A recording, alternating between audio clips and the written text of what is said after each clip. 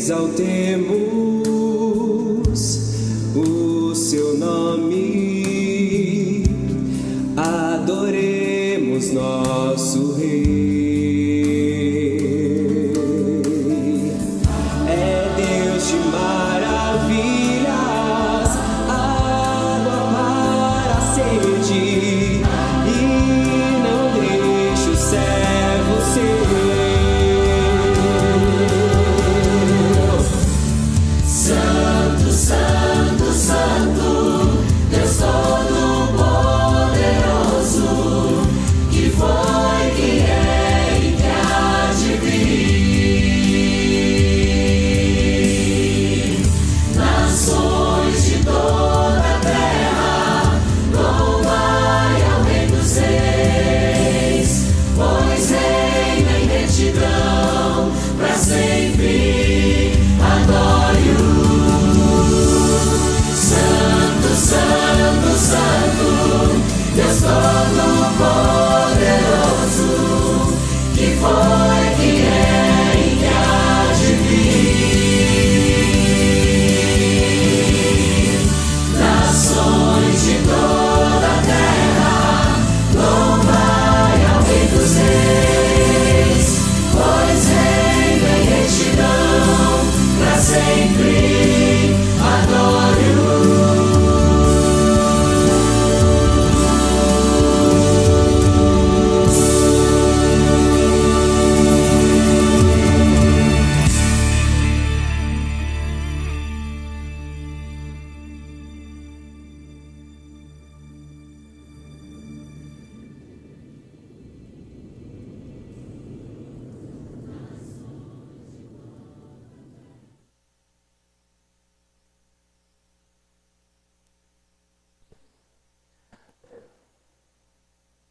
Gente amada do Senhor, graça e paz.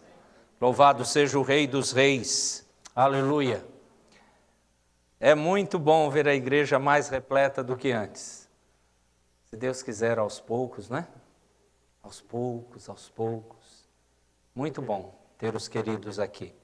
Mas antes de cultuar ao Senhor, eu preciso dar um aviso especial. Nós vamos projetar aqui um cartaz muito importante. Todos os anos, na nossa igreja, e mesmo esse ano, onde muitos trabalhos especiais não foi possível de ser realizados, esse será possível. O Domingo da Igreja Perseguida. O online até ajuda nisso, nas partes dos nossos trabalhos que não podem ser presenciais. Mas o culto da noite, o culto será presencial, como estamos fazendo aqui. Próximo domingo, então, tanto de manhã, e de manhã o nosso trabalho é 100% online. À noite, além do online, tem o presencial, e eu peço que vocês comecem a orar, porque o nosso Domingo da Igreja Perseguida envolverá os cristãos muçulmanos.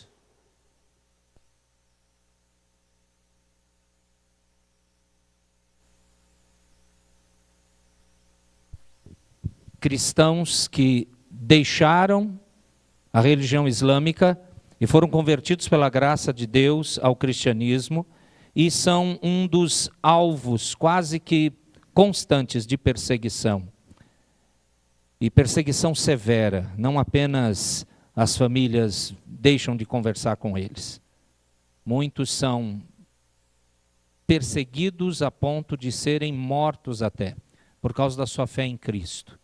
E a cada ano, quando falamos do Domingo da Igreja Perseguida, nós vemos como somos abençoados. E mesmo com a pandemia restringindo alguma coisa, eu creio que uma coisa boa dessas limitações para nós é que a gente experimenta uma gota do que é não poder fazer tudo da nossa maravilhosa liberdade religiosa. Mesmo assim, estamos num país livre. A Constituição do nosso país nos dá essa liberdade. E no nosso país nada nos impede. Quando você ouvir falar que o Brasil é um país laico, louve a Deus por isso.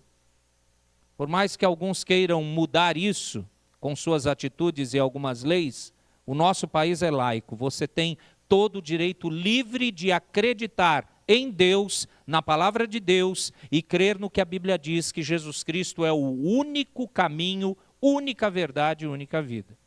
Esses irmãos sofrem muito em vários lugares, em várias nações, e nós vamos orar por eles no próximo domingo, vamos ouvir sobre eles. O trabalho será especial, todos são convidados, e os queridos que nos assistem pelo Facebook, pelo YouTube, vão poder também virtualmente participar dessa bênção.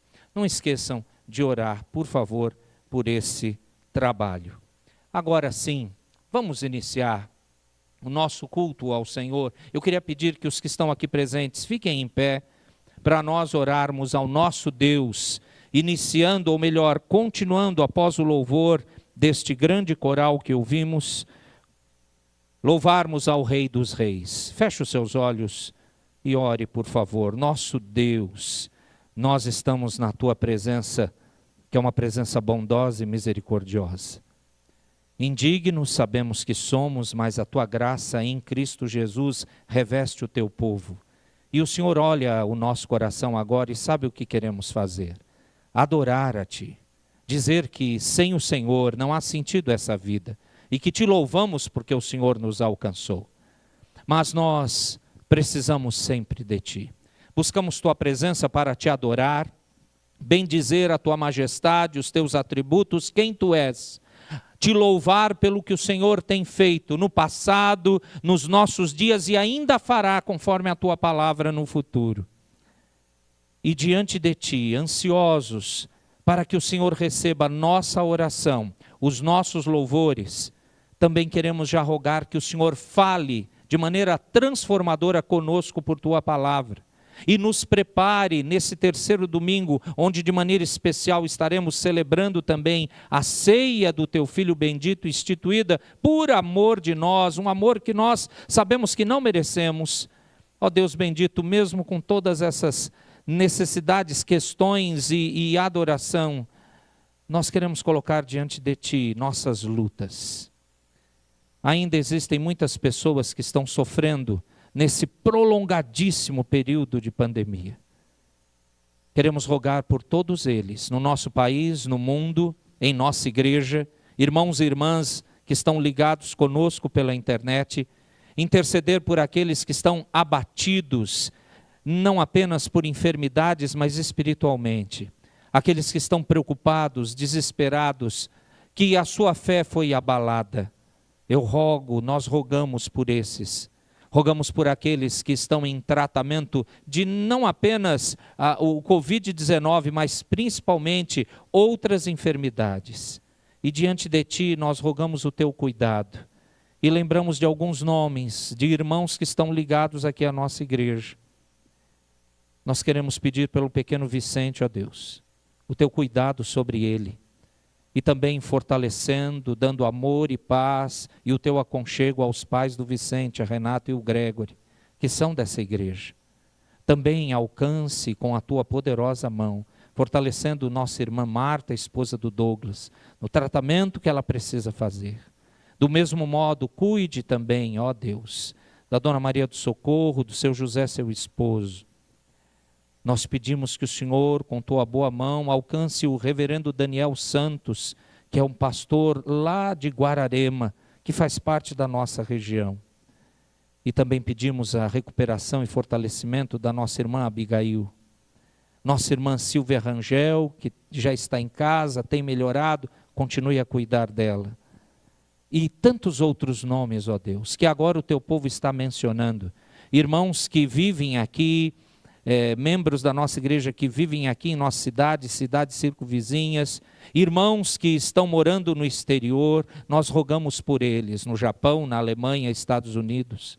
O Senhor está aí com eles também, o Senhor está cuidando deles, e nós pedimos, em nome de Jesus, nós que estamos nesse culto presencial, aqui e agora, nós temos preocupações, nós precisamos de mais fé, Senhor, mais transformação, quebranta-nos, ouve nossa oração, e confiando em Ti, tão somente no nome do Santo Cordeiro, o Rei dos Reis que virá, em Cristo Jesus, é que nós agradecemos, louvamos e intercedemos. No nome dele.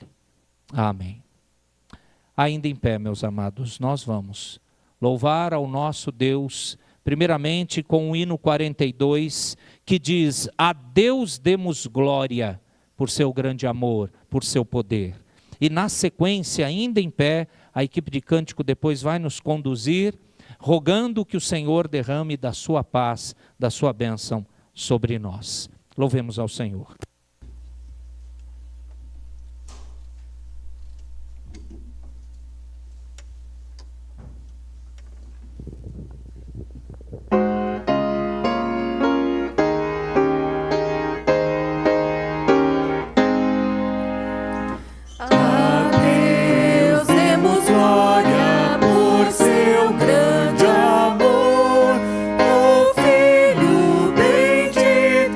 Por nós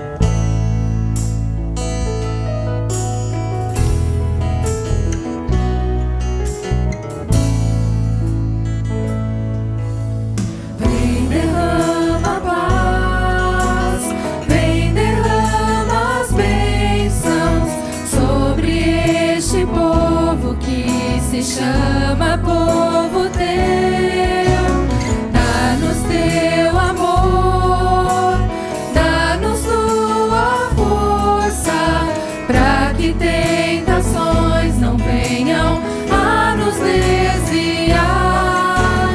E a glória seja dada a ti, pelo que tens feito, pelo que tens sido, pelo que farás em nós.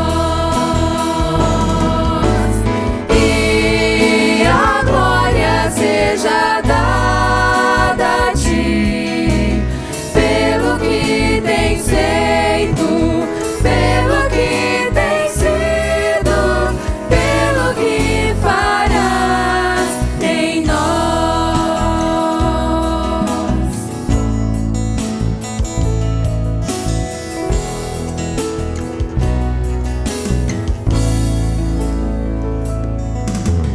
Temos visto a paz, temos visto as bênçãos, sendo deste povo transformado em povo teu. Dá-nos mais fervor, dá-nos mais tua força, para que gerações teu nome possam encontrar. E assim nós damos glória a ti, pelo que tens feito, pelo que tens sido, pelo que farás em nós. E a glória seja dada a ti, pelo que tens feito, pelo que tens sido, pelo que farás em nós, pelo que farás em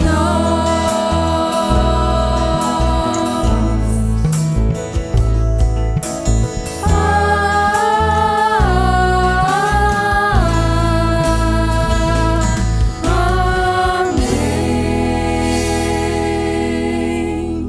Vamos orar? Pai de amor, nós te louvamos pela tua paz, pela bênçãos que o Senhor tem derramado sobre o teu povo. Nós que somos o teu povo, pedimos que o Senhor continue nos abençoando e derramando da tua paz.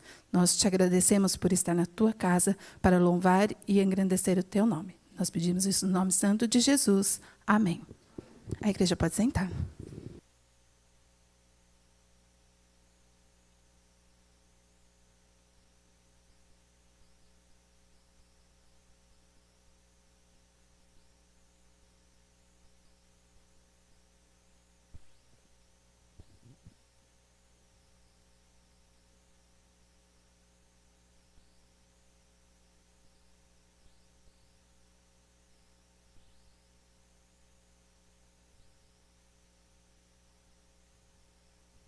Gente amada do Senhor, nós que podemos vir nessa pequena volta presencial, nós passamos por um misto de alegria, podemos estar aqui, mas também ficamos como que um pouco entristecidos com aqueles irmãos, ou por causa das comorbidades que eles têm, ou aqueles que são de idade avançada, e por uma questão de precaução não podem ainda estar conosco. Eu quero pedir que você não esqueça de orar por eles. Orar mesmo. Eu tenho chegado à conclusão que só o povo do Senhor está obedecendo às regras. Porque quando você anda pela rua, as pessoas não estão nem aí. Não é para você ficar com raiva, viu? Não é para você ficar murmurando. Ai, Deus! A gente obedece e eles estão aí zombando da gente. Nesses dias eu estava num lugar, mascarado, como sempre. Ia fazer uma visita e tive que comprar algo para a minha casa. Então, entre uma visita e outra, tive que correr para o mercado. E nas visitas, a gente toma cuidado, né? Visitar principalmente idosos, vamos celebrar a ceia, então eu estou de luva e máscara. E, como eu disse, entre uma visita e outra, adentrei a um mercado para comprar uma necessidade para a nossa casa. Este é praticamente o 6º mês da pandemia. Portanto, quer que gostemos ou não, estamos começando a nos acostumar com essas prevenções. Mas você acredita que eu vi pessoas, veja, eu não sou um idoso, porque o nosso país muitas vezes ridiculariza um idoso. Eu não sou uma criança, porque muitas vezes desprezamos as crianças. Eu sou um homem adulto. Eu estava vestido não como um moleque, eu gosto de usar boné quando eu estou na folga. Você nunca vai me reconhecer nas ruas de Suzano, né? Como já aconteceu com alguns irmãos. Eu não estava de bermuda em dias quentes, não, eu estava vestido mais ou menos assim como eu estou aqui. E simplesmente eu fui ridicularizado por pessoas que olhavam assim.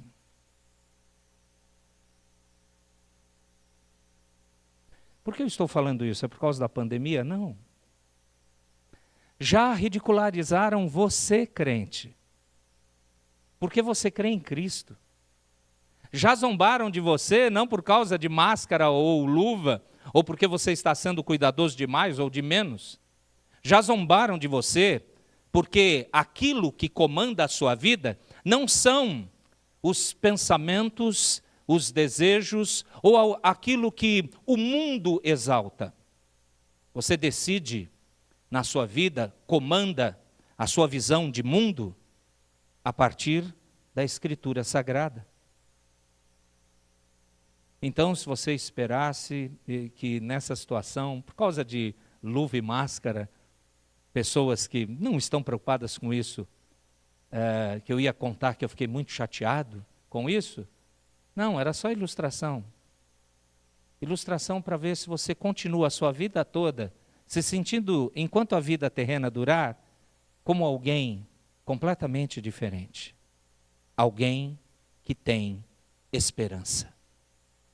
Uma verdadeira e única esperança. Meus irmãos, eu vou pedir que você abra comigo no Evangelho de Lucas, um texto que, na maioria das vezes que celebramos a ceia, eu prefiro ler esse relato dos evangelhos sinóticos, os evangelhos que são semelhantes, Mateus, Marcos e Lucas. Eu prefiro lê-lo.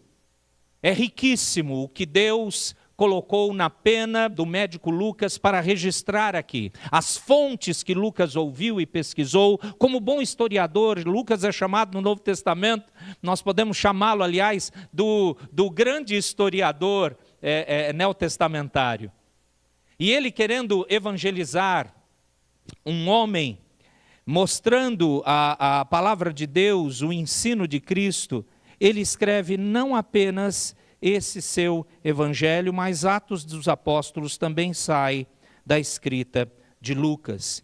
E ele estava lá para evangelizar o excelentíssimo Teófilo. E eu sempre cito esse texto antes de celebrarmos a ceia, como vamos fazer hoje, daqui a instantes.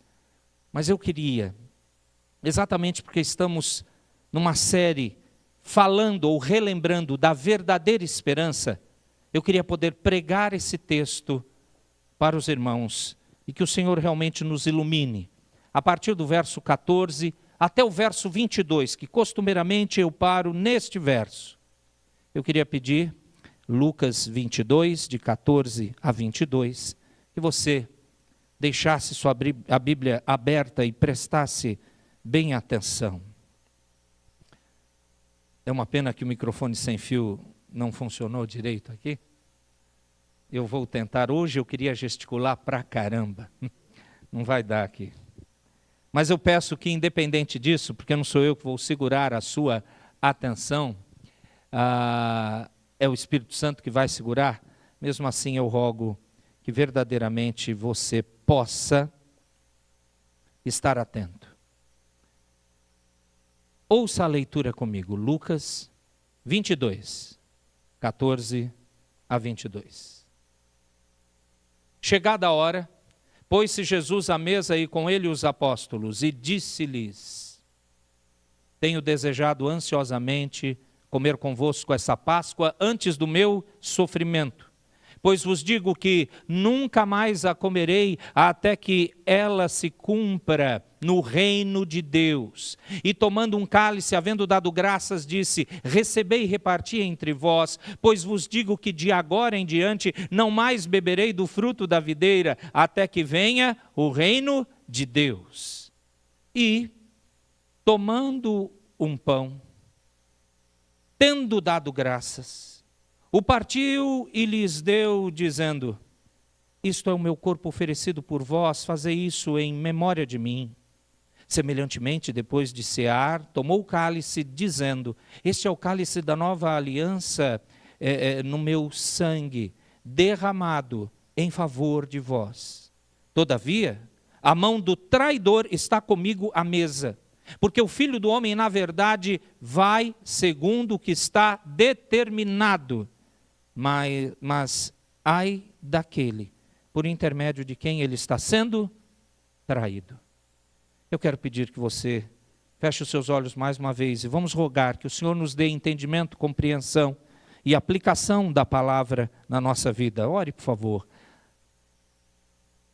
Muito obrigado por tua palavra, obrigado por podermos ouvi-la, obrigado porque te louvamos, ó Deus, te louvamos do nosso coração, da nossa alma. E já oramos a Ti, Te adorando e buscando a Tua presença com as nossas necessidades. Agora nós vamos nos calar, Senhor. A nossa alma vai se aquietar, porque precisamos ouvir de Ti, ouvir especialmente para cada um, para cada uma que está aqui e está nos acompanhando pela internet. Rogamos que o Senhor fale ao nosso coração, como o Senhor tem falado ao meu. Quebranta também os meus irmãos e irmãs, todos, que vão poder ouvir essa mensagem. Os queridos que estão ouvindo agora, ensina-nos. Por favor, nos torne capazes, no Teu poder sobrenatural, de viver o que esse texto nos ensina em nome de Jesus. Amém. O Senhor Jesus, nós sabemos, ele andou com o chamado colégio apostólico por 3 anos. Treinou-os, ensinou-os. Então, 3 anos. Eles participaram de muitas celebrações, com certeza, judaicas juntos. Então, essa era a 3ª oportunidade de participarem juntos da Páscoa. E como isso tem um significado até hoje para o povo judeu intenso. E nós que conhecemos um pouco da Escritura, nós compreendemos esse ensino, essa significância profunda. Mas no momento oportuno eu vou mencionar isso. Então a primeira parte que você leu, de 14 a 18, era a celebração da Páscoa. E como os discípulos não sabiam que Jesus iria continuar a fazer, porque vários cálices de vinho eram tomados ao longo da celebração judaica da Páscoa. Então, de repente, Jesus, a partir do verso 19 a 22, ele faz agora um outro momento, e é o que chamamos de celebração da ceia. E os discípulos apenas estavam achando, olha, ele está continuando a fazer a Páscoa. Mas houve uma palavra, uma frase que ele repetiu 2 vezes, que foi impactante para os discípulos, como continua sendo impactante ao longo da história da igreja para cada um de nós. Esse pão representa, simboliza, e essa é a tradução melhor das palavras no original, esse pão representa, simboliza o meu corpo entregue, partido em favor de vocês. Esse cálice representa, simboliza o meu sangue, o sangue de uma nova aliança, derramado em favor de vocês. E é isso que nos chama grandemente a atenção.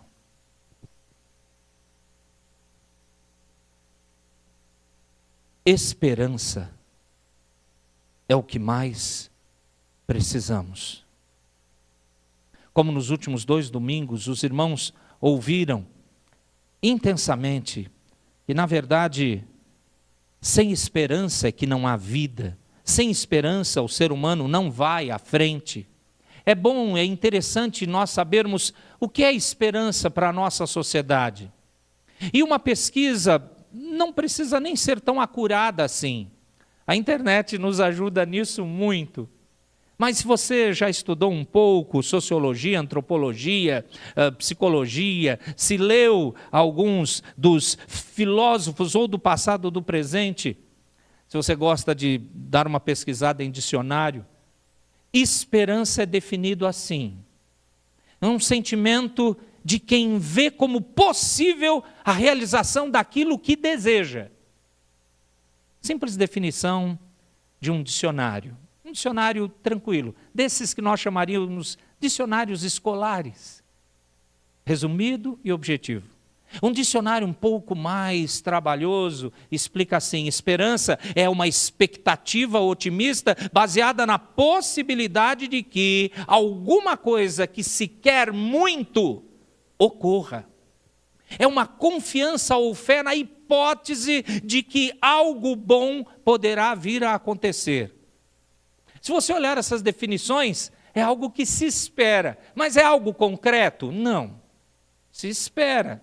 É algo bom? Sempre algo bom. Aliás, todos os dicionários que você for pesquisar, dos mais simplórios aos mais intelectualmente intensos, você vai descobrir que é esperar coisa boa. É uma esperança de uma coisa boa que envolve seu desejo, sua vontade.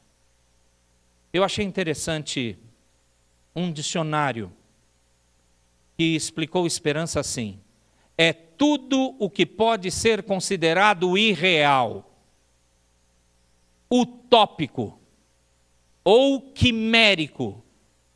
Quimera dá a ideia de um monstro da mitologia do passado. É tudo o que pode ser considerado fantasia, ilusão ou sonho. Parece que essa definição acaba com qualquer esperança, não é? É um negócio que provavelmente não vai acontecer. É utopia, é sonho. Agora é interessante quando você vai ouvir a sociedade nossa pós-moderna, os estudiosos, os especialistas, a sociologia, a história, a antropologia, como eles veem a esperança e como eles nos ensinam a encarar nesses nossos dias pós-modernos o que é a esperança. E eles entendem que a esperança é como algo que se está aguardando. E aí se qualifica um herói, esperamos um herói. Quantos milhões de dólares a Marvel e a DC têm ganhado com esses filmes de heróis? Você gosta deles. Aliás, se criarem uma série, seja na Amazon Prime ou na Netflix, que tem um herói, você vai ficar atraído em ver. A sociologia diz que nós esperamos um herói. Esperamos a volta de um líder. Opa! Parece que Jesus entra nisso. E de fato, um sociólogo diz que sim, os cristãos esperam o retorno do seu Cristo. Mas de forma geral, essas ciências dizem que a esperança é estar aguardando, no mínimo, uma mudança de vida. Mas sempre eles dizem, isso é utópico, uma utopia, um sonho. Não é algo que a gente pode basear que será realizado. Palavras como estas envolvem homens muito estudiosos. Se você já ouviu falar do inglês Norman Coe, ou do antropólogo italiano Vittorino Laternari, ou do famoso antropólogo britânico Peter Ousley, eles definem assim. O mais famoso de todos, e talvez o que ainda você ouve por ter falado sobre a pós-modernidade, e eu em particular gosto de ler o que esse homem escreveu, não porque ele era um crente, muito pelo contrário, ele não foi. Zygmunt Bauman, ele define a esperança como algo ainda que sobrevive incrivelmente na Babel que vivemos.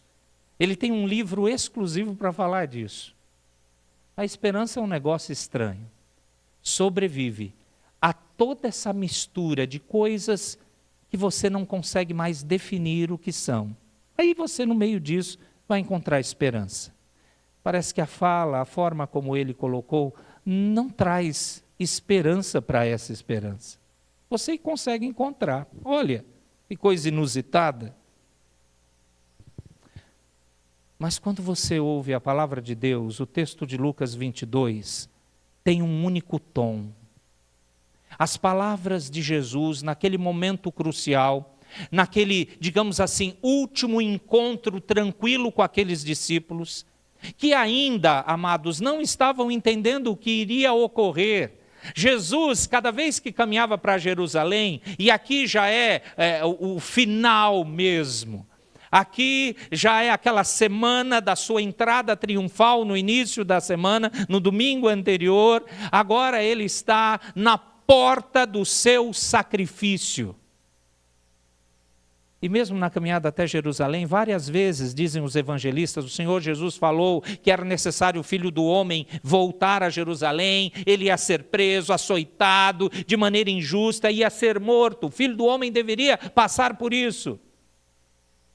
Para não dizer que talvez não entenderam nada, numa das ocasiões Pedro disse assim, não fale isso, Senhor Jesus, não te faças mal, pode deixar, a gente vai garantir a sua sobrevivência. E Jesus falou para ele, você não cogita das coisas de Deus, mas das coisas desse mundo. Isso foi o máximo que eles conseguiram compreender daquilo. Esse momento é crucial. O tom dessas palavras é só Jesus falando aqui. Até o verso 22 é só Jesus. E eu paro no verso 22 porque eu confesso que eu fico completamente entristecido, para não dizer indignado, com o que os discípulos vão falar depois.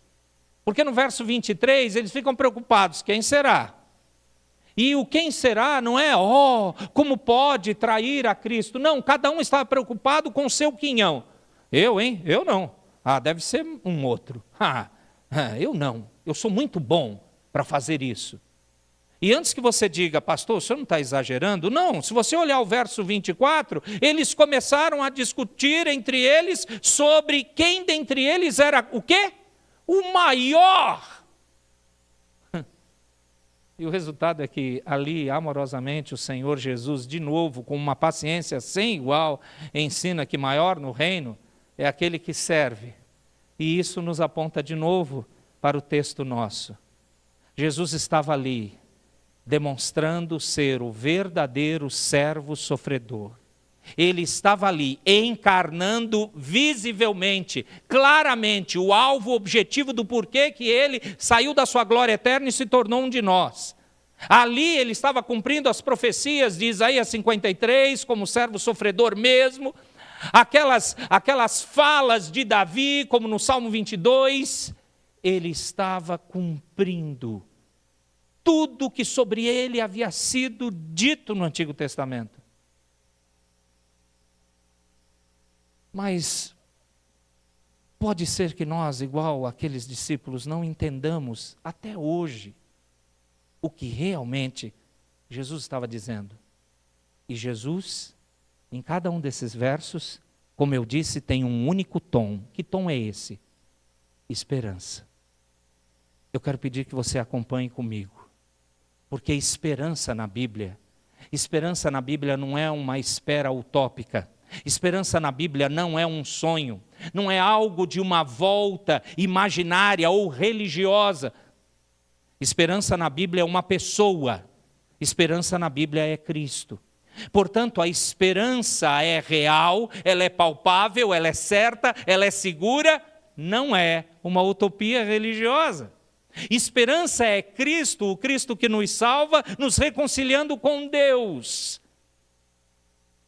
É por isso que esse texto relata o início desses momentos finais do nosso Salvador e Senhor, rumando definitivamente para o Calvário. A celebração aqui da última Páscoa e a implantação da celebração da ceia do Senhor estavam abrindo o caminho final que se seguiria. E o caminho final era prisão, tortura, morte na cruz E só depois, ao terceiro dia, ressurreição. Eu quero pedir que você, se possível, marque em sua Bíblia. E definitivamente não esqueça todas as vezes que você ler esse relato da instituição da ceia em Lucas 22. Veja a esperança que Cristo nos dá nesse texto. Primeira coisa que aprendemos: Cristo é a esperança porque Ele ansiava se entregar para a nossa salvação. Verso de número 15, eu tenho desejado ansiosamente comer convosco essa Páscoa antes do meu sofrimento. Cristo é a esperança da substituição. Ele toma o nosso lugar. Sabe, quantas forem as vezes, meu irmão, minha irmã, que você repita isso em evangelismos ou ouça na igreja, todas quantas forem as vezes, nunca será suficiente para compreendermos a profundidade disso. Ele tomou o seu lugar. Você deveria receber sorver todo o cálice da ira de Deus, porque você e eu somos pecadores, desgraçados. Pense em algo que não há bondade. E quando eu te pergunto isso, você vai imaginar outra coisa ou outra pessoa. Você nunca olha para si, nós nunca olhamos para nós, mas o pecado faz isso na gente. Eu merecia condenação, Ele toma o meu lugar, Ele me substitui. Imagine aqueles países como, por exemplo, os Estados Unidos, onde alguns estados dos Estados Unidos da América têm a pena capital, a pena de morte, o chamado corredor da morte. Já ouviu falar disso? Mesmo que seja em filme, bom, isso é real. Há uma luta civil para tentar erradicar isso, mas não entrando nos meandros bíblicos disso, eu quero que você compreenda o seguinte: quando existe ali o corredor da morte, em algumas penitenciárias americanas, é dado como sendo um último presente àquele que vai ser morto por ter sido maldoso, pecaminoso, por ter sido um assassino, um assaltante, o que seja. É dado a ele uma última bela refeição. É dado a ele a oportunidade dele ouvir alguma música do seu gosto. É dado a ele algumas benesses que são inúteis. Alguns não querem comer, nem ouvir, nem beber nada. É perguntado para ele: você quer um religioso aqui? Talvez você crê em alguma coisa. Alguns pedem pela primeira vez na vida. Talvez comecem a sentir o peso da morte chegando, aquilo que eles nunca esperavam. Eu vou agora atravessar o mistério da vida. E se não tiver nada? Fora o que eu vou ver acontecer, minha vida esvair-se, eu não sei o que acontece lá. E se aquela história de inferno for real? Eu estou falando com esse exemplo para você entender que a nossa vida, desde o momento que nascemos, do momento do nosso nascimento, nós entramos nesse mesmo corredor da morte. A diferença é que não são alguns passos que vão nos levar até a morte, seja por injeção letal ou por qualquer outra forma. A mais comum nos Estados Unidos hoje é a injeção letal, onde vai paralisando o corpo, onde a pessoa dorme e depois os órgãos são parados. Não, eu não estou falando de poucos passos para isso. Eu estou falando que a nossa vida toda é um caminho para um corredor da morte. Só que lá no final não existe um algoz, alguém que vai nos matar. Existe o Deus santo, justo e bom. E que todos nós vamos enfrentá-lo, todos nós vamos olhar para Ele. Alguns, no dia em que Jesus Cristo voltar, não vão ver a morte, mas vão ver o Rei Eterno vindo. Eu sinceramente não sei o que será mais assustador. Você vê-lo logo depois que morreu, ou você vê-lo vindo dentro do seu tempo terreno, enquanto você ainda estiver vivo. Eu não sei o que é mais terrível, mas o Senhor Jesus, Ele é a esperança de substituição. O que o corredor da morte tem a ver com isso, pastor? Pense que naquele momento, aquele preso, ou você, que está caminhando nessa vida rumando para morrer, naquele momento, a morte que seria a sua condenação, alguém aparece e diz: eu vou morrer no seu lugar. E o que essa pessoa ganha? Ela ganha vida. com um qualificativo inesperado: vida eterna. Mas por que alguém vai querer substituir alguém vil, alguém pecador, alguém horrendo, alguém que a sociedade não quer? Pária da sociedade, seria a frase. Por quê? Essa pessoa tem alguns contatos no governo? Um bom advogado? Não. Essa pessoa não merece. E se ela não merece, você não ficaria com raiva de vamos libertar este? É isso que Cristo faz. Ele substitui você, Ele toma a ira de Deus. Você está vivo, você tem qualquer tipo de esperança, porque Cristo tem que ser a sua única esperança. Cristo é a esperança, porque Ele nos substitui. Cristo, Ele é a esperança mesmo, porque Ele ansiava fazer isso. Eu sei que vou sofrer e eu quero sofrer para salvar vocês. Antes que você diga, a motivação é porque a gente deve ter muito valor. Não, não tem. Procure em toda a Escritura vai mostrar. Quando você vê as mazelas dos homens do Antigo Testamento, ou até as mazelas de homens do Novo Testamento, de irmãos e irmãs, você vai descobrir que eles são como nós, pecadores. A única diferença é que a graça brilhou sobre eles. O que atraiu Jesus? Nada em nós. Esse evangelho é duro. Esse evangelho é horrível, porque não diz que você tem alguma coisa boa que vale a pena salvar. Eu não tenho nada de bom, e você também não. É por isso que Cristo é a esperança encarnada, porque Ele substitui você e, de fato, salva você. Segunda coisa, dos versos 16 a 18, ainda o Senhor celebrando a Páscoa, você vê que Cristo é a esperança da verdadeira Páscoa. Aqui cumpre a explicação que eu disse que eu precisava dar, esse é o momento. O Senhor Jesus Cristo é a esperança porque Ele é o cumprimento total da Páscoa dos redimidos. Vamos relembrar rapidamente o que é Páscoa. A Páscoa é uma festa judaica. O seu nome Páscoa vem daquela palavra hebraica Pessá ou Pechá, se você quiser ser mais hebraico que um hebreu. Bom, enfim, significa passar por cima. Uma referência àquele episódio da 10ª praga narrada no Antigo Testamento, quando o anjo da morte passou por cima das casas dos judeus lá no Egito e não entrou em nenhuma dessas casas para matar os primogênitos. Quem foram mortos foram exatamente os primogênitos do Egito. E a razão disso acontecer foi que os israelitas haviam sacrificado um cordeiro, por ordem, evidentemente, de Moisés, e aspergiu o sangue deste cordeiro nos umbrais e nas soleiras das portas. E ao ver aquele sangue, o anjo da morte passou por aquela casa. Não feriu os primogênitos do lar dos hebreus. Naquele mesmo momento, naquela mesma noite, os judeus saíram livres do Egito após praticamente 430 anos de escravidão.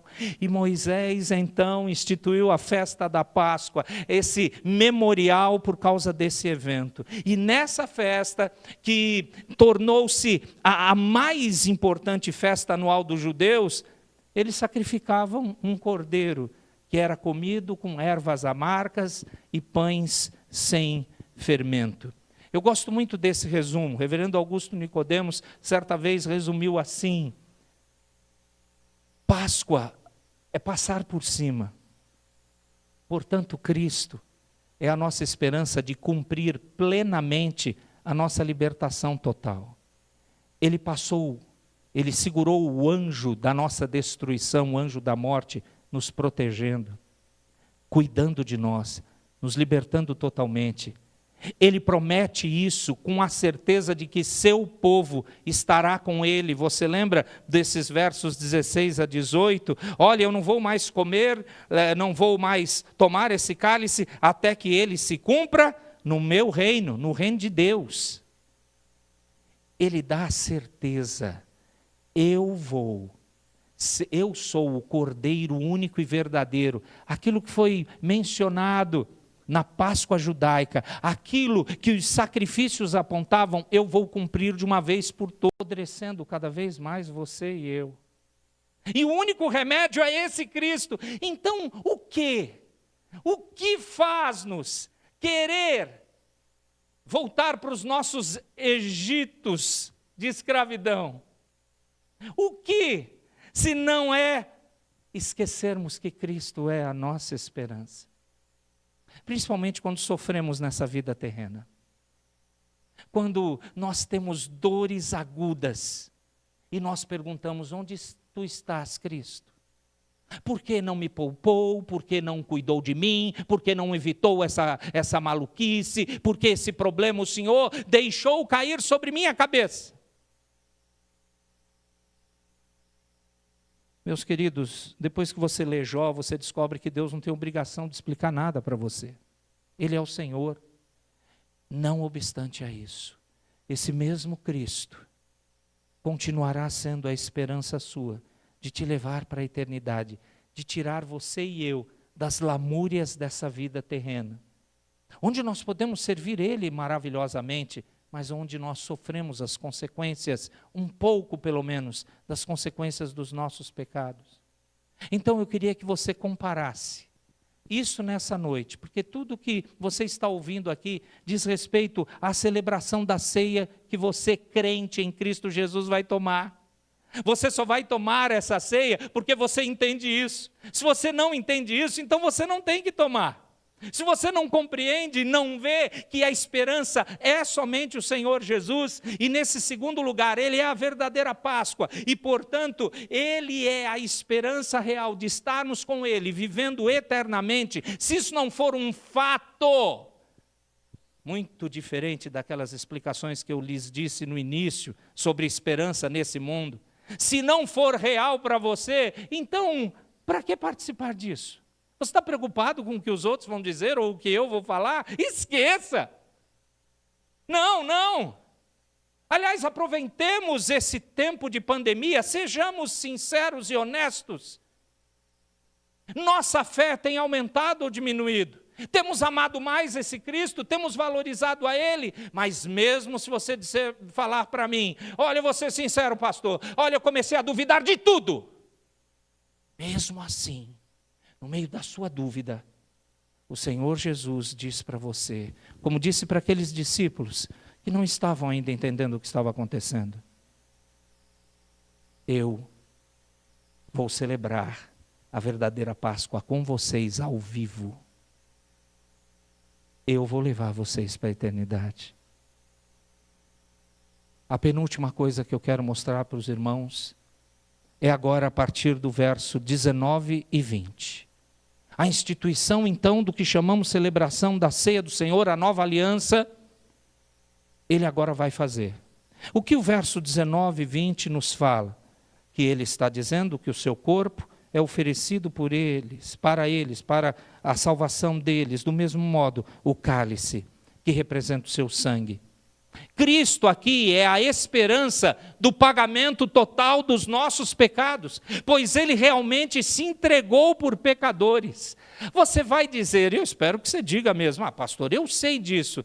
Pois bem, você e eu precisamos aprender a transformar aquilo que sabemos em atitudes. Qual atitude?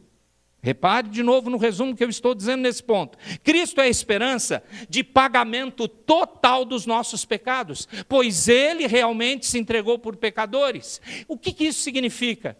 Significa que nós temos esperança de perdão, de nova vida, de obediência à vontade do Pai, de reconciliação.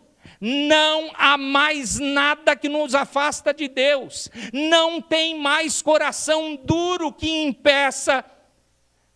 Não existe desconfiança atroz que perdure. A certeza que você pode ser transformado mesmo. A certeza é que há um ânimo, não da sua vontade humana, ou de uma denominação religiosa falando como que, dando pensamentos positivos para você, afirmações antibíblicas, não. Cristo, Ele pagou totalmente os seus pecados. Então, quando você lê na Bíblia, algumas atitudes de, nossa, eu queria viver assim. Quando você lê na palavra ordens e mandamentos, e você, sinceramente, no fundo da sua alma, você diz, como eu estou distante disso. Antes de você chegar na beira do cinismo, e apenas fingir ser o que você mesmo sabe que não é, você precisa ouvir isso. Esse Cristo, quando você toma do pão e do cálice, está de novo dizendo para você, eu arranquei todos os seus pecados, pagando o preço deles, perdoando. Então, você pode, nessa vida terrena, viver de acordo com o que me agrada. Eu vou te dar uma ilustração que um pastor do passado fez. O que eu tenho em minhas mãos? A Bíblia, a palavra de Deus. Por que que Deus ordenou a sua palavra, aquilo que Ele quis revelar de maneira escrita, nós chamamos de revelação especial, por que que Ele quis reunir o ensino que Ele ordenou ser revelado a nós num livro? Você sabe que no céu você não vai precisar de Bíblia? Porque lá você vai ser perfeito. O seu corpo será perfeito. As suas ações e reações serão perfeitas para glorificar perfeitamente a esperança que é Cristo. Você não precisa de Bíblia no céu. Então para que Bíblia? Para que esse ensino? Para que cultuar a Deus? Para que vir, mesmo em plena pandemia, com os cuidados aí, os irmãos mascarados, álcool gel, etc. Para que vir aqui? Por que ter comunhão? Por que vida de oração? Isso tudo é para onde? É para aqui. É para essa vida terrena. A palavra do Senhor é para agora. E o agora, diz a Escritura. Lembra do Salmo 119? Logo no início, você já ficou apavorado, né? Achou que eu ia mandar você ler todo ele. Seria bom, viu? Larga a preguiça, faz isso. Está escrito todos aqueles 176 versículos para isso. Mas antes de chegar no 10º, tem um versículo no início do Salmo 119 que diz assim, tu ordenaste os teus mandamentos para nós cumprirmos à risca. Aí você, aí no fundo do seu coração, você nem tremelica os olhos, mas lá no fundo do seu coração você diz, aqui não, Zezé, não dá. E cumprir a risca. Filho meu, filha minha, a palavra de Deus, no poder desse Cristo, que é a esperança do pagamento total dos seus pecados, te salva para você viver a Escritura aqui. E Ele está te moldando para isso. E você precisa entender isso. Para de dar murro em ponta de faca. Para de achar, não, eu vou viver do meu jeito. Não vai. Não vai.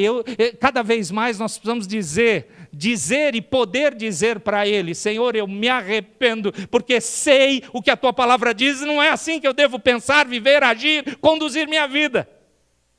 E o Senhor me dá a esperança de que agora nada, repito, nem desconfiança atroz, nem coração duro, impede ou se torna um obstáculo para você obedecer a Deus. Imagine que você é o pior crente, pelo menos dos que estão aqui. Imagine que você é assim, e só Deus e você sabem disso. Ninguém mais sabe. Tá bom, eu vou te ajudar. Imagine que eu sou essa pessoa. Aliviou aí? Eu ouvi um ufa em algum lugar. Enfim, imagine que eu sou essa pessoa. Eu sou um picareta. Eu apenas tenho uma fachada, uma máscara de cristianismo. Só que Deus sabe, e eu sei, como eu decido as coisas na minha vida, como eu tomo decisões, como, o que eu penso, o que eu faço na minha casa, como eu conduzo meu casamento, como eu trabalho, etc. Ele sabe que eu sou, não tem outra palavra, picareta na fé. Vocês não sabem. Eu estou conseguindo esconder bem. E muitos se escondem mesmo, até o último dia. Mas ninguém esconde desse Cristo.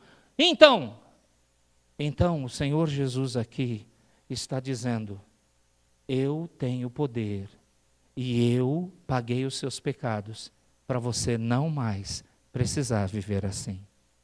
A certeza de transformação? Sim. A certeza de arrependimento? Sim. A certeza de santidade para mim? Sim.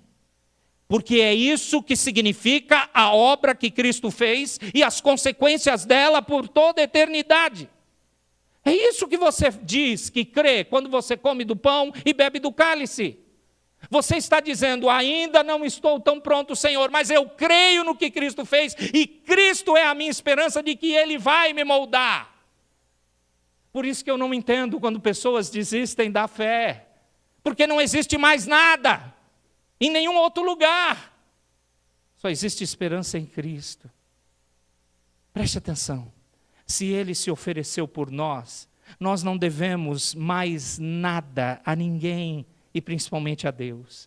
E então nós podemos viver todos os mandamentos dEle, temos segurança nele, recebemos paz, a paz dele que excede todo o entendimento, recebemos mesmo. Sabe o que é a paz? É quando uma desgraça está sendo vivida na sua vida, porque esse mundo é um mundo caído e os seus olhos estão postos em Cristo.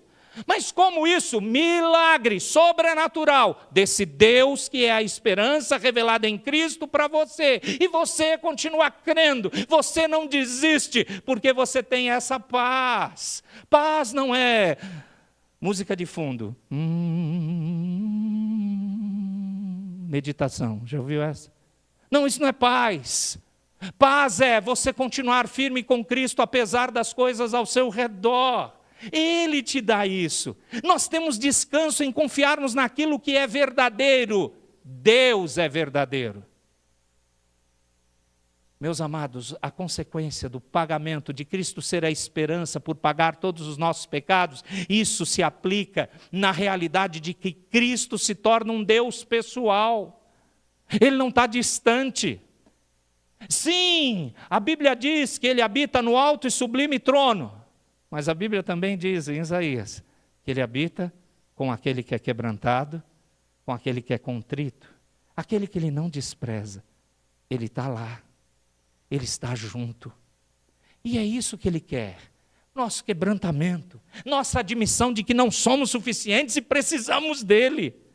Ele é o Deus pessoal, próximo, trata-nos intimamente, não nos deixa sem correção, e isso é bênção. Não nos deixa sem mudança, Ele não nos deixa sem verdadeira conversão.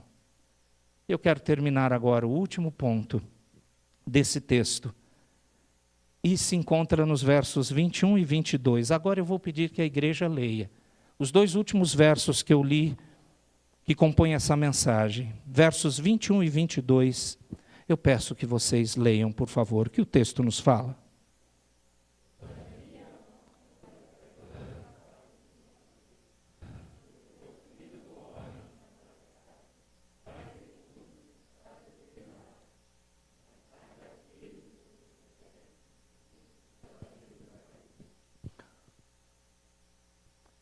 Cristo, em último lugar, é a esperança no abandono. Eu vou repetir, você não ouviu errado. Cristo é a esperança no abandono. Deixa eu te explicar. Judas o traiu. Pedro o negou. Quando Cristo foi preso, o que aconteceu com os demais discípulos? Sumiram. Abandonaram, deixaram Cristo só. Mas a esperança é real, porque Cristo diz que Ele segue a sua entrega, porque tudo isso já estava determinado. Cristo é a esperança no abandono, deixa eu te explicar, porque Cristo é a esperança de que você pode abandonar tudo e segui-lo. Ele vai cuidar de você. Cristo é a esperança de que você será abandonado também por pessoas que não querem seguir a Cristo. Mas o Senhor Jesus estará com você sempre. Aliás, Ele prometeu isso antes de subir aos céus. Cristo mostra que a base da nossa esperança já havia sido determinada antes da fundação do mundo. Pense um pouco nisso, por favor. Como? Antes da fundação do mundo, sim, Ele é o verbo, Ele é o logos, Ele é o poder criador e sustentador de tudo. Ele projetou assim, Ele separou você antes de tudo que você já viveu até hoje. Você é dele, exclusivamente dele, e ele não vai parar enquanto não moldar você. Essa é a esperança no abandono. Queridos, na verdade, essa é a maior prova de esperança. O amor dele foi determinado sobre pecadores por ele mesmo, ao se entregar para a nossa salvação, com o objetivo de quê? Dele ser glorificado totalmente. Cristo é a esperança. De quê, então? Ele diz, se pois o Filho vos libertar, verdadeiramente sereis livres. João 8,36. Ele diz, através de Paulo, eu estou plenamente certo de que aquele que começou boa obra em vós, há de completá-la até o dia de Cristo Jesus. Filipenses 1,6. É Cristo que diz, ora, antes da festa da Páscoa, sabendo Jesus que era chegada a sua hora de passar deste mundo para o Pai, tendo amado os seus que estavam no mundo, amou-os até o fim. E por fim, eu não ia deixar de não mencionar Romanos 8,32. Aquele que não poupou o seu próprio Filho, antes por todos nós o entregou, não nos dará graciosamente com ele todas as coisas? Toda a transformação, toda a fé, toda a virtude, no meio das lutas, todo tipo de luta dessa vida terrena, seu coração difícil, ruim, sua mentira, seu engano, seu equívoco, as pessoas malévolas, a sociedade pecaminosa, as ações de Satanás, ele vai proteger, preservar e cuidar e transformar você. Ele é a esperança. É assim que você tem que tomar a ceia. Entendendo isso. A ceia não é um ritual. Rituais fazemos nós quando estávamos em outra religião. Rituais vazios. E quando eu pensei em outra religião, eu estou falando de várias que estão aqui no nosso país. Eu participei de muitas delas. De religiões orientais, de religiões afro, de religiões romanistas. Rituais. Desencargo de consciência era a frase mais comum. Aliás, é a frase mais comum. Nós não fazemos isso agora com Cristo. Participar da ceia não é desencargo de consciência. Você participa da ceia. Não porque você está com medo do que, quando a gente servia a ceia, não é? Antes da pandemia, os presbíteros iam até você. Eu fico imaginando que alguns tomavam a ceia. É melhor eu tomar, vai que o presbítero vê que eu não tomei e vai falar para o pastor. E o pastor vai, tudo bem, irmão? Aconteceu alguma coisa? Como é que está a sua vida? Por quê, pastor? Aí o irmão não participou da ceia?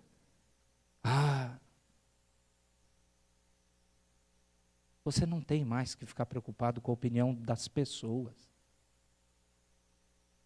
E eu vou te dizer uma frase, e é a primeira vez que eu uso isso. Porque eu sempre uso essa frase negativamente. Você não precisa mais se preocupar com a opinião de Deus. Porque Cristo é o seu Senhor. E Ele se entregou por você. Ele ressuscitou por você. Ele está à destra do Pai. É o seu advogado, é o seu juiz, é o seu intercessor. Para que agora você não precise mais se preocupar com a ira do Pai. Porque o Pai eterno agora olha você através de Jesus. E você não pode desprezar isso. Não pode. Não tem outra coisa boa para você olhar. Não tem. Não se engane. Não tem. Ele tem poder. Porque Cristo é a esperança. Quando você tomar do pão e do cálice, esses elementos que simbolizam e representam o corpo partido do Senhor, o sangue dele derramado por você, e se realmente você crê que Cristo salvou você, mesmo você olhando agora as suas mazelas, porque Paulo, muito bem exortando os irmãos de Corinto, manda a gente se examinar, examinai-vos a vós mesmos. E aí, todos os crentes que se examinam descobrem um pecado, verdade ou não? Hoje você pecou. Se te ajuda, hoje eu pequei. Eu ainda encontro pessoas que falam assim, pastor, no púlpito, não fala que o senhor é um pecador. Pecador, cheio de ira, raiva, se Deus deixasse pela minha vontade, eu ia estragar a igreja, eu ia arrebentar meu casamento, eu ia destruir o relacionamento com os meus filhos, eu não ia servir nem para ser faxineiro na sua casa. Mas a graça alcançou você? Alcançou a mim. E Ele está moldando? Tá. Ele está quebrantando? Tá. Ele usa de umas coisas que da onde Ele tira isso? Mas Ele usa para nós vermos o quanto precisamos dEle. Enfim, amados, pense em tudo isso quando você agora vai celebrar a ceia. Eu quero pedir que você tenha agora com Deus uns segundos silenciosos. Por favor, em nome de Jesus, esqueça todas as outras celebrações de ceias. Meus queridos irmãos e irmãs, membros dessa igreja, crentes que estão nos visitando porventura hoje aqui presencialmente, eu quero que você esqueça as outras participações de ceia. Pensa no hoje, no agora. Sonda seu coração. Você, como eu, precisa confessar pecados? Confesse. Mas confesse olhando para Cristo. E sabendo que Ele não quer que você repita isso, mas Ele tem poder para santificar você. Porque Ele é a verdadeira esperança encarnada. Para hoje e para a eternidade. Examine seu coração. Porque eu vou fazer o mesmo.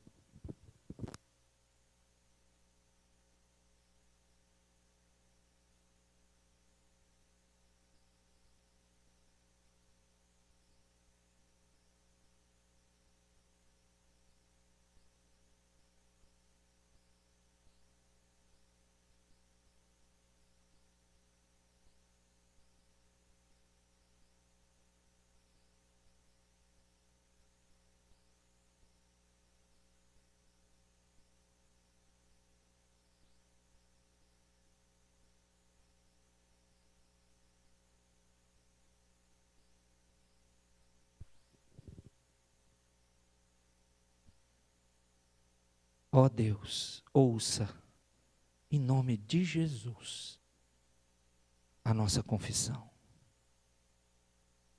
Amém. Você recebeu na entrada, higienicamente preparado para você, a parte de cima está um pão. Não é uma bolachinha como parece, é um pão asmo mesmo, sem fermento. E na parte de baixo, como você pode ver, tem o cálice.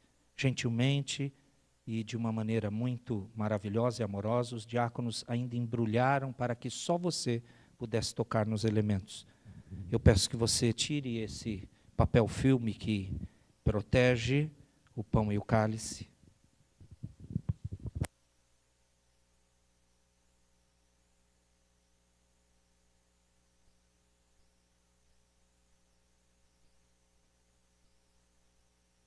A parte de cima é uma pequena tampa onde tem esse pão. E na noite que o Senhor Jesus foi traído, Ele tomou o pão. Ele deu graças. Partiu e disse, isso é o meu corpo, que é dado por vós. Comam dele todos.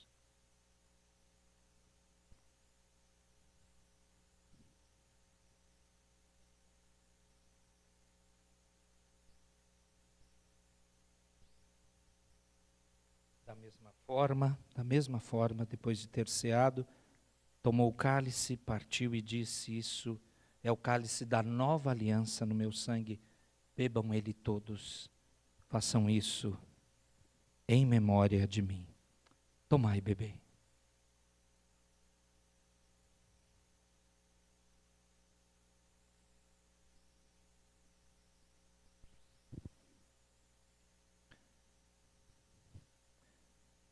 Eu peço que depois, quando terminarmos o culto, você auxilie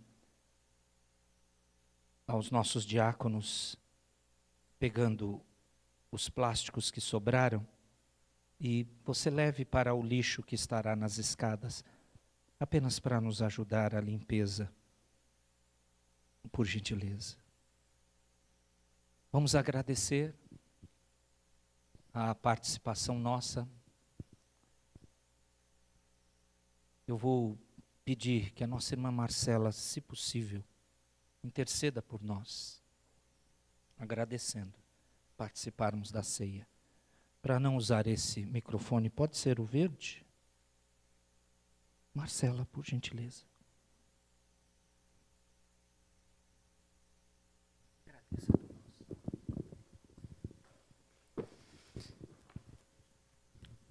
Pai amado, eu te agradeço porque o Senhor fez por nós o que nós jamais poderíamos fazer.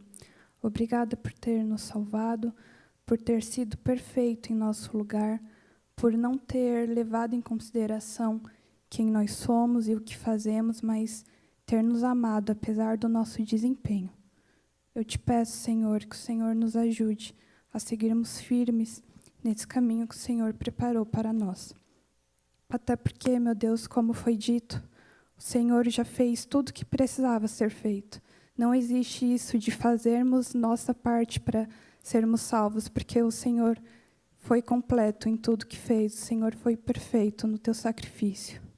E por isso eu te peço, nos ajude, Pai, a de fato vivermos uma vida transformada, a de fato vivermos uma vida, Pai, em que o nosso coração, em que o nosso pensamento seja cativo da tua palavra. Nos ajude a te amar, Pai, dentro do que é possível um ser humano te amar. Nos ajude, Pai, a te honrar dentro do que é possível um filho te honrar. Eu te peço, meu Deus, nos ajude, porque, como o Senhor diz em tua palavra, sem ti nada é possível, sem o Senhor nada podemos fazer. Então, por favor, Pai, tenha misericórdia de nós e nos ajude a nos mantermos firmes, Pai, porque se não for o Senhor a nos ajudar, nós não conseguiremos. Assim eu te peço, em nome do Senhor Jesus Cristo, para a tua honra e glória. Amém.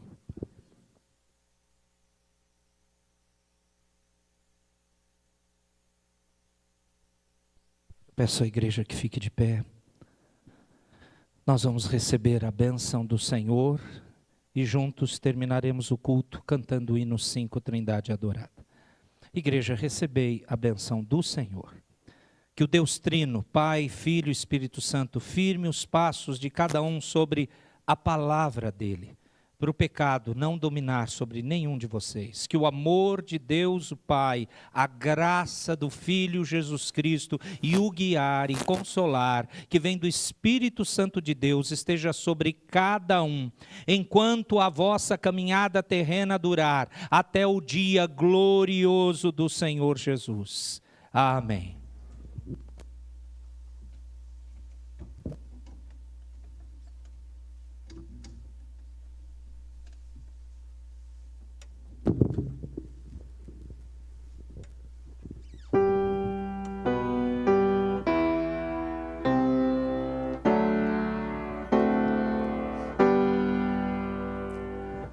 Glória seja ao Pai, ao Filho e ao Santo Espírito, como era no princípio, é hoje e para sempre, eternamente. Amém. Amém. Podem se assentar, meus irmãos, e silenciosamente vamos agradecer o culto que estamos entregando ao nosso Deus.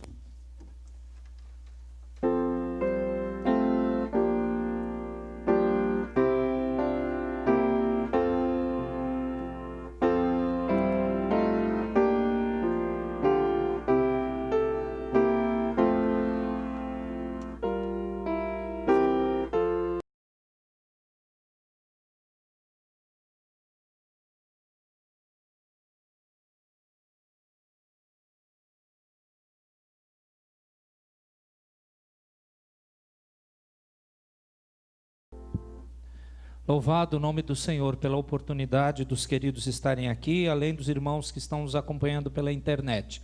E você que está aqui, que está nos visitando pela primeira vez, gostaríamos de conhecer e presentear você. Alguém que nos visita e essa é a sua primeira vez, fique de pé, por favor, que bênção. Sejam bem-vindos, seja bem-vindo também. Mais alguém? Fique de pé mais uns instantes. Mais alguém nos visita pela primeira vez? Não?